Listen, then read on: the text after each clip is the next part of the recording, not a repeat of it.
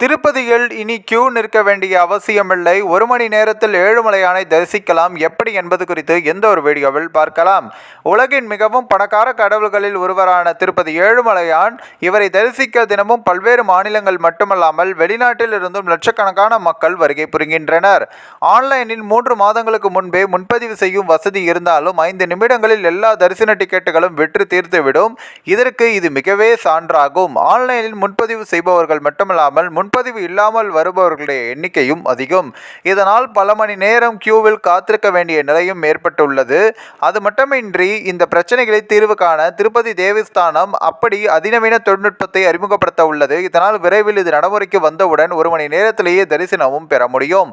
அதாவது முக அடையாளத்தை அடிப்படையாக கொண்டு செயற்கை நுண்ணறிவு ஃபேஷியல் ரெகக்னிஷன் பேஸ்ட் ஏஐ தொழில்நுட்பத்தை பயன்படுத்தி இந்த புதிய முறை அறிமுகப்படுத்தப்பட உள்ளது. இதனால் பக்தர்களுடைய காத்திருக்கும் நேரம் குறையும். இது குறித்து திருமலை திருப்பதி தேவஸ்தானம் டிடிடி அறங்காவலர் குழு தெரிவித்துள்ளது. இன்னும் 6 மாதங்களுக்குள் ஏஐ தொழில்நுட்பம் செயல்பாட்டுக்கு வரும்.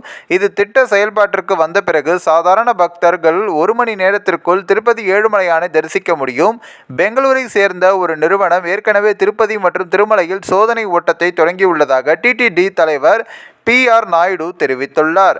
விமான நிலையங்களில் பயன்படுத்தப்படும் டிஜி யாத்ரா முறையில் ஈர்க்கப்பட்டு ஏஐ தொழில்நுட்பம் மூலம் முக அடையாளத்தை பயன்படுத்தும் முறையை அறிமுகப்படுத்துகிறோம். ரயில் நிலையம், பேருந்து நிலையம், அலிபிரி உள்ளிட்ட 20 முக்கிய இடங்களில் பக்தர்களுடைய முகம் ஸ்கேன் செய்யப்பட்டு தரிசனத்திற்கு குறிப்பிட்ட நேரம் ஒதுக்கப்படும். அவர்கள் ஒதுக்கப்பட்ட நேரத்திற்குள் 1 மணி நேரத்திற்குள் வரிசையில் சேரலாம். அடுத்த 1 மணி நேரத்திற்குள் தரிசனம் பெறலாம் என்றும் தெரிவித்துள்ளார். இந்த புதிய முறையை தற்பொழுது பெங்களூரை சேர்ந்த ஒரு நிறுவனம் செயல் விளக்கம் செய்து வருகிறது. தாராளமாக நன்கொடை அளித்தவர்கள் இதற்கு நிதியுதவியும் செய்துள்ளனர். தொழில்நுட்பத்தை பயன்படுத்துவதன் மூலம் கள்ளச்சீட்டுகளை ஒழிக்க முடியும். இந்த திட்டத்தால் பக்தர்களை பிரிக்கும் தற்போதைய முறை காலாவதியாகும். எல்லா பக்தர்களுக்கும் தடையற்ற மற்றும் மரியாதைக்குரிய அனுபவத்தை வழங்குவதே எங்கள் நோக்கம் என்றும், கூட்டத்தை கட்டுப்படுத்த முன்பு அறிமுகப்படுத்தப்பட்ட நேர அடிப்படையிலான தரிசன முறை கள்ள சீட்டுகளால் பாதிக்கப்பட்டது.